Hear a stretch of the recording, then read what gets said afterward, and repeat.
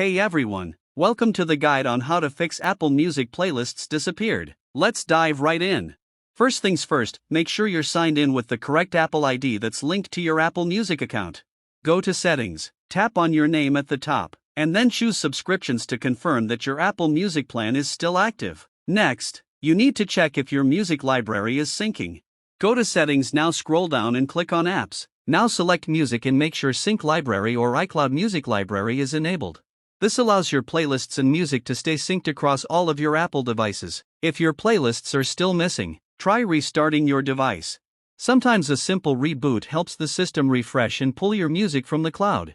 If that doesn't work, sign out of your Apple ID, wait a few seconds, and sign back in. Then open Apple Music again and check for your playlists. Still having trouble? Try uninstalling the Apple Music app and reinstalling it from the App Store. This can fix hidden bugs or syncing glitches that might be preventing your playlists from showing up. And there you have it. If you found this video helpful, don't forget to like, subscribe and share. Thanks for watching.